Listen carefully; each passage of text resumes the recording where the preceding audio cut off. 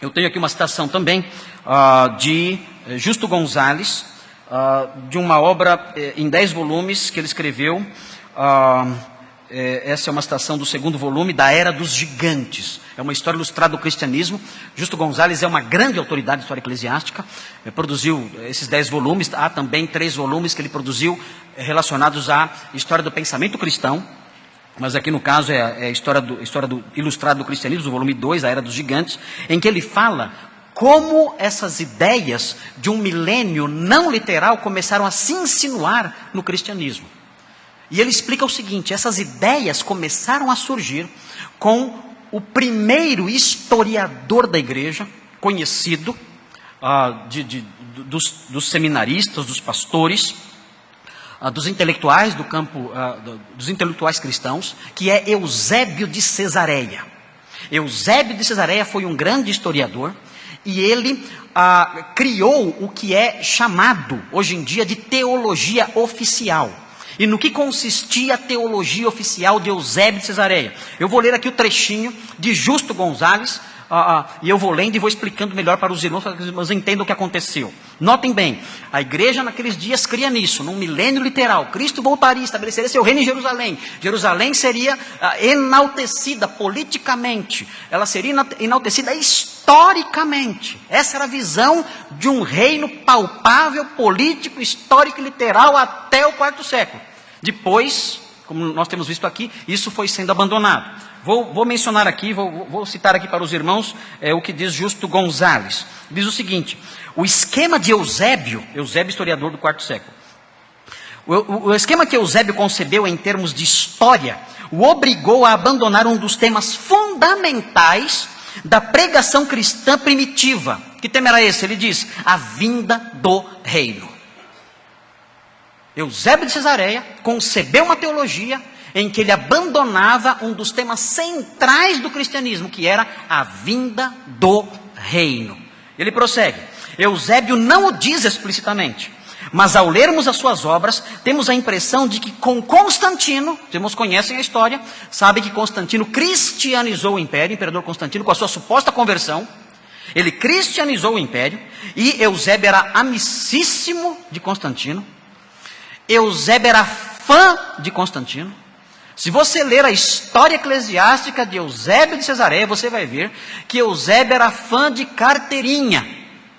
Ele até abriu uma comunidade lá chamada Eu Amo Constantino, no Facebook da época.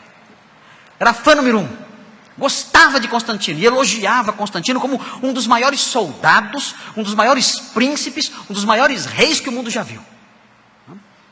Enaltecia até no aspecto físico dele, sua força, sua altura. E ele prossegue aqui, Justo Gonzalez prossegue dizendo que temos a impressão de que com Constantino, de acordo com Eusébio, e seus sucessores, o plano de Deus se cumpriu. Constantino se converteu. Então o reino de Cristo foi inaugurado com a conversão de Constantino.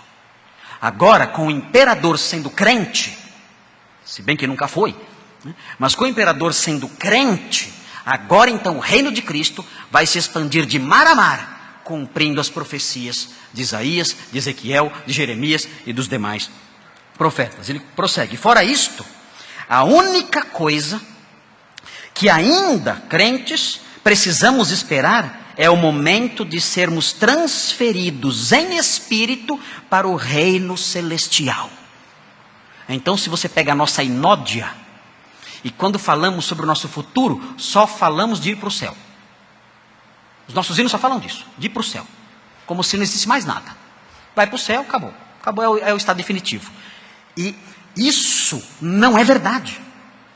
Paulo disse que não era verdade.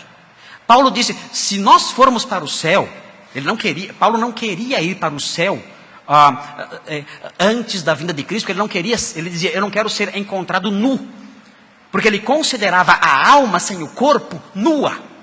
E ele fala: eu quero ser revestido, eu quero ser transformado, ou no mínimo passar pela ressurreição dos mortos. É isso que eu quero. Eu não quero ser encontrado nu, não quero ficar no céu nu, sem um corpo. A nossa redenção é completa. É plena, diz o Novo Testamento. A nossa redenção envolve a nossa alma e o nosso corpo. Mas essa pregação foi abandonada por causa de Eusébio. O que aguardamos agora então é algo só espiritual. Essa é a ênfase da igreja moderna desde o quarto século, desde Eusébio de Cesareia. E nós prosseguimos. O texto diz assim, o texto de Justo Gonzalez. Ele prossegue dizendo o seguinte.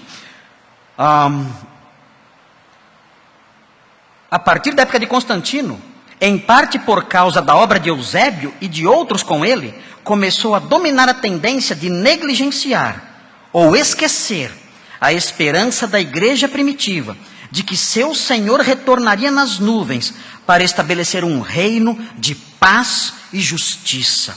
Em épocas posteriores, a maioria dos grupos que voltaram a enfatizar essa esperança foram considerados hereges e revolucionários e condenados como tais. Então, depois de Eusébio, quando alguns movimentos eclesiásticos disseram, não, nós cremos que Cristo voltará e estabelecerá seu reino aqui, foram considerados hereges, foram perseguidos e foram mortos.